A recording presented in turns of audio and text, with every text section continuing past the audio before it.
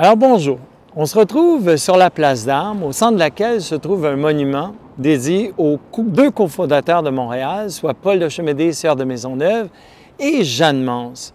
Alors ces gens sont arrivés ici avec une quarantaine de Français et sont débarqués le 17 mai 1642 pour installer un poste d'évangélisation visant la conversion à la religion catholique des Autochtones.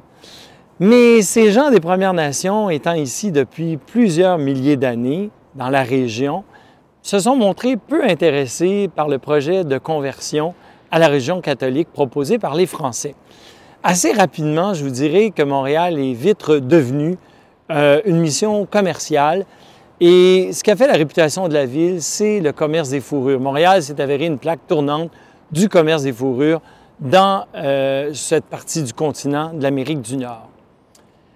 Maintenant, la place d'Armes, son origine, c'est tout simplement que pendant le régime français, cet endroit a servi pour des manœuvres militaires, tout simplement.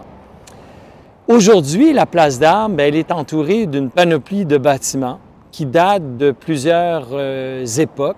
En fait, c'est tout près de 3 siècles qui nous entourent. On peut véritablement dire que c'est probablement la plus belle synthèse architecturale qui nous entoure dans la ville.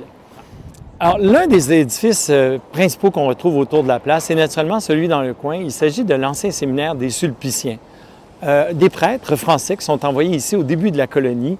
Cet édifice date de la fin du 17e siècle. Les propriétaires sont toujours ces prêtres aujourd'hui. Juste à côté se trouve le joyau de notre ville. Il s'agit de la basilique Notre-Dame. Elle date de près de 2 siècles. Dessinée par un Américain anglican, elle a très peu à voir avec celle de Paris. En fait, une quarantaine d'années après son inauguration, tout l'intérieur est refait en bois, décoré avec de la feuille d'or. Elle est tout à fait magnifique. À l'intérieur de celle-ci, plusieurs célébrations s'y sont tenues, comme par exemple le mariage de Céline Dion, les funérailles de l'ancien premier ministre du Canada, Pierre Elliott Trudeau, ou encore le spectacle, le concert de Noël de Luciano Pavarotti.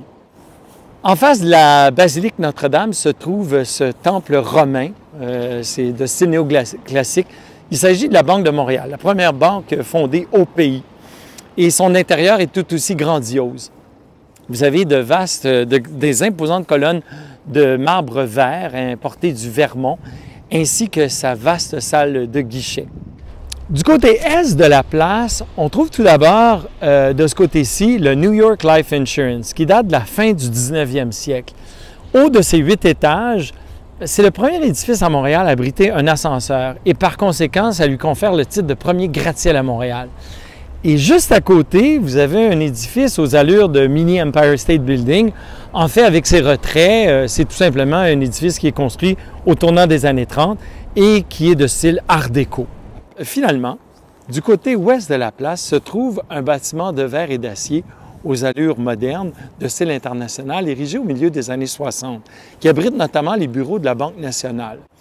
Devant celui-ci, on retrouve 2 statues rigolotes qui se tournent le dos.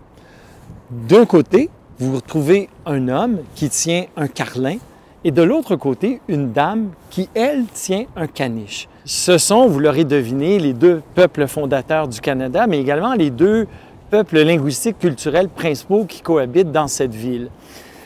Le masque que portent nos 2 personnages, c'est le masque de la Commedia dell'arte, c'est un peu une marque d'humour, un petit soupçon d'humour que voulait apporter l'artiste Marc-André Fortier à l'œuvre d'art qu'il nous propose ici. Ah, voyons!